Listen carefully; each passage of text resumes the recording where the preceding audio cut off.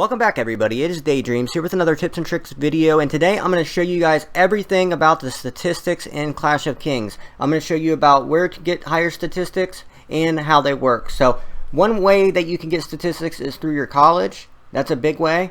Another way is through your equipment and your dragon glass. That gives you buffs as well. Another huge way is through skill points. You come here, combat is for military, develop is for building and resources, and support is for monster speed and training speed. So those are the very biggest ways to get buffs in the game. Another way is the Palace of Dragon Words. That can give you buffs as well. And a way that not a lot of people think about but is very, very big is your Alliance Science. As you can see here, when you have the Infantry King and Bowman Killer, or any of the Kings or Killers, it adds 10% attack buff. And then when you have the King, it gives you, or when you have Killer, it gives you 10% debuff on your enemy, and it gives you 10% buff. So it's a 20% swing when you have these sciences maxed out. So make sure you get those done. Another big one is Colossal Legion, 200,000 rallying troop size. So that is another big thing. Another way is here at the throne buffs can give you huge buffs and debuffs. As you can see, don't make fun of me, I have the dress on right now. I am the current maid of Kingdom 440. We lost the throne, it was at a bad time of night, but that's for another video. So I'm gonna go ahead and show you guys how what I think are the most important statistics and which ones you should really focus on, and I'm going to give you a little overview of what they do. So march size is the biggest to me as far as military. That makes your march size bigger, so you want to have the biggest march size you can possibly get. So you want to put any buffs that you can get on, get any science that you can get, and get any dragon glass you can get to make your march size bigger. And of course at the drill grounds, that's where you make your march size the biggest. So between science, drill grounds, and dragon glass, you can get a pretty big march, and it's very, very important. And also, of course, you can get the march buff. Next, we have the trained soldiers amount. Now that is from military tents. The more military tents you have, the more soldiers can get trained, and also in skill points you can get more soldiers being trained, and in your college. So you want to get as many soldiers training at a time as you can. Next is soldier training speed. I have 174% soldier training speed, and that doesn't even include the individual training speed in the advanced military science. So you want to get your training speed as fast as possible. You can do that with your dragon glass, you can do that with your science. There are many ways to get your training speed up. Explore all of them and get your training speed as fast as possible. Another way is through skill points. You can get 12.5% soldier training speed in the support section of your skill points, so do not forget that. Okay, resource cost of troop. That is just basically how much it costs to train your troops. So mine's minus 12%, so I'm saving 12% when I'm training my troops on resources. That's not bad at all. So we've got marching speed. That is how fast your troops march on the map, which is a very, very big deal. I'm almost 100% faster, and that is mainly due to my equipment and my science. So you can get your equipment and your science up. Also, there's a throne buff, the Knight, which gives you faster marching speed as well. So you want to get your marching speed as high as possible as well, but I wouldn't say it's one of the most important ones. Marching speed for scouting, I don't know how you can upgrade that. That might be something new in advanced science.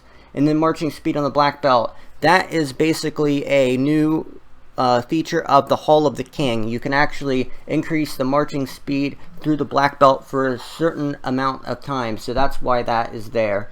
Okay, next we have Infantry Attack. Now this is your front line. These are some of your most important stats in the game, so pay attention. 101% attack. That's really going to help out your halberdier and your swordsman as well, attack. And then your defense. You want this to be pretty high. This gives me 43% infantry defense, so that is pretty important. So if you look at this, infantry defense is very important because your frontline swordsmen are what defends all the rest of your troops. So you want to have your infantry defense up. But most importantly, infantry health and all soldier health, guys. You want to have the health up of your soldiers. The health of your soldiers is very, very, very important, because you basically, it less of them die and they can do their job because they're not dead when you get your infantry health and all your troop health up. Next, it shows you the striking distance of infantry, 0%. Now, what these are, the striking distance, that comes with Prestige 5. You get more distance with your siege and your archers, and they can attack near troops and everything. So that's what that is. And then, of course, your damage received by infantry is up 30%. That is basically the tough shield that you get in the skill points. When you come to skill points and to combat, the tough shield is a pretty big deal. It gives you a lot of, you know, it soaks up the damage of your infantry, so you want to get that as soon as possible. Here it is right there, tough shield 20%, and then I have some science as well. Let's keep going down. And then the rest of these are just the other troop attributes. It's the same as infantry pretty much, except with the rest you want to focus more on attack, not as much on defense. But you still want to get the defense up if you can. But the attack is more important on the archers and siege especially. But remember that the T9 and T6 and the T4 siege are defensive units. So you do want to have the defense and health up on those as well. It will help you in the long run. So now that we got the military basically done with here, we'll go down to the bottom here. So the plunder load, that is basically your troop load. When you're attacking, your troop load, which you can see here on this piece of equipment, is up 25%. That helps you carry more stuff back when you go to plunder from castles. So when you're stealing resources, the higher the troop load you have, the more resources you take with each trip. So troop load is very important. It's going to save you a lot of trips when you're emptying castles out. Let's go ahead and look through the rest of these. The lost soldiers turn to wounded when attacking castles. This is the skill, or this is the science here called first aid. When you go to research and you go to city defense, right there, first aid, I have 10% done. And then you can even get a second first aid, which will give you 20% where your dead soldiers get turned to wounded, a certain percentage of them. So you definitely want to get that, because in the long run, say you lose 1,000,000 troops, you're going to save so many troops, 100,000 troops you're going to get back. And those are all T10, that's 800,000 power. So in the long run, guys, that's going to save you so much. So let's get back to the statistics here. We're at the bottom of the military.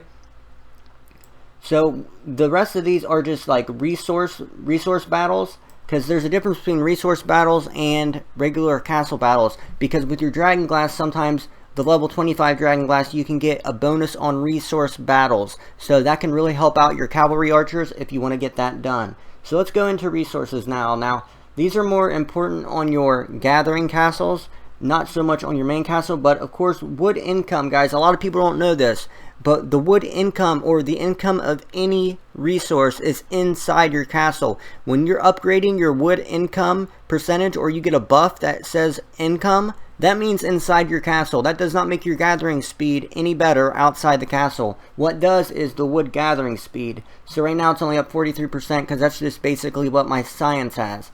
And I'm getting 43% outside my castle and 73% inside my castle. So that's basically what that means. As far as depot capacity, that just means what your depot can hold, like protected resources your depot can hold. So that's basically it for the resources. Let's go ahead and get into city development. So right now I only have 18% building speed buff, guys. This is a very, very important one, because when you're building, especially bigger castles, you're going to want the highest building speed you can get. So this 18% that I have only comes from my college. But what you want to do is, when you're building bigger castles, put your skill points here, go to skill points and put them into develop, and you can get 2.5% there, and then another 10% down here at the bottom, which is going to give you 12.5% building speed buff. So that is huge right there. And then also you can get the blacksmith from the throne buffs, which is going to give you another 10%.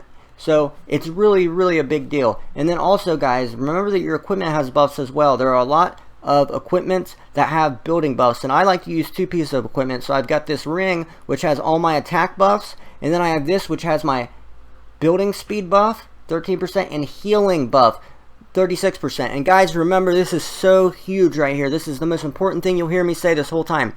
You only need the buff for when you start something. So say I've got wounded troops and I put this piece of equipment on, the level 25, and then I press the heal button, and it's got like 25 minutes left to heal. When I switch back over to Sacred Ring, it's not going to go back up to 40 minutes. It's going to stay at 25 minutes, because you only need it at the start. Same with the castle upgrade. If I'm starting a 15-day level 30 castle, and I put on the building speed buff, and it puts me at 13 days or 12 days, if I go back and take that off, I'll still be at the same time. It's not gonna, it doesn't change once you change your equipment. You just need it at the start. So if you've already started a building upgrade and then you put the building buff equipment on, it's not going to matter. It's not going to do anything because you have to have it on when you start. That's something very important that not a lot of people know, so I hope that you do understand what I say there.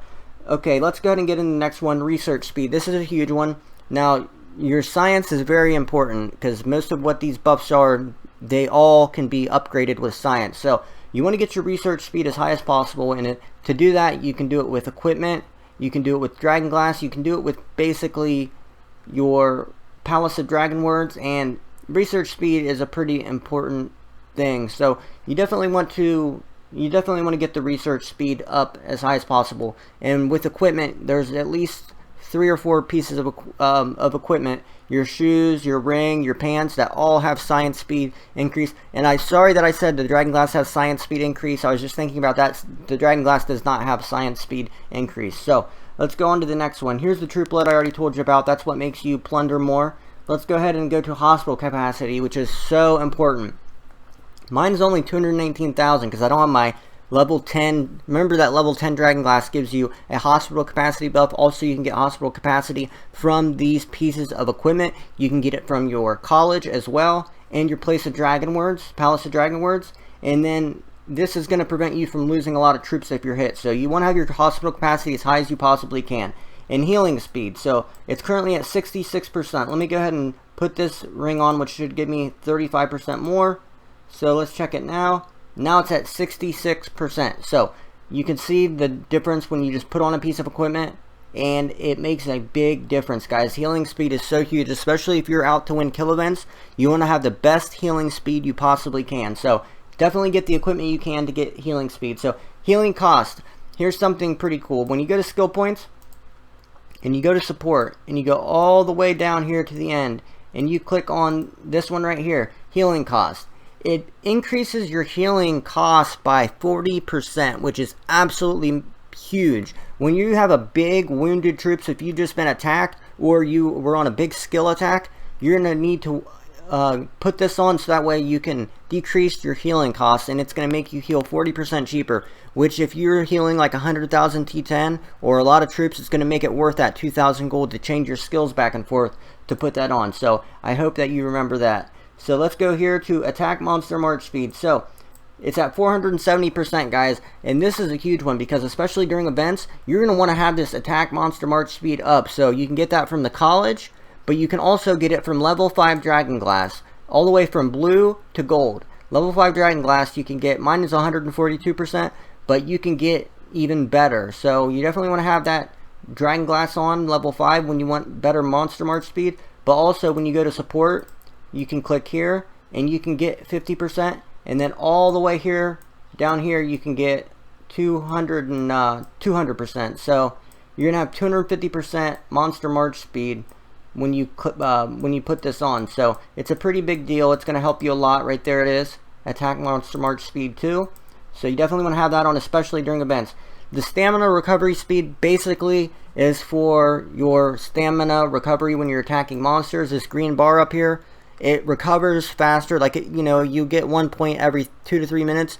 Well, now it'll be 40% faster, so you'll get it like every 1 minute you'll get a new bar. So that's what that is. Now let's see if there's anything left. So the city defense isn't hugely important, but it basically just tells you your trap attack against certain troops. So it shows you your city defense, which is how strong your walls are and how much punishment they can take before they burn down and you're forced to random teleport. And then this tells you how many traps you can have. And then this tells you your trap attack and the trap building speed, how fast the traps in this building up here, the fortress, are.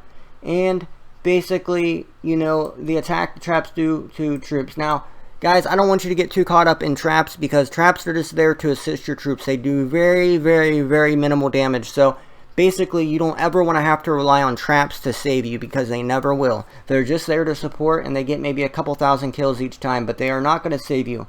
And this basically shows you all of that. So I hope you guys enjoyed this little guide. If you want to see more of my guides, I have hundreds of them on DaYDreaMz MMO RTS. It's my personal YouTube channel. And thank you for coming back and watching this video. If you enjoyed it, please give it a big thumbs up and leave a comment down below and tell me what we should do for the next video. And thank you for watching. Peace.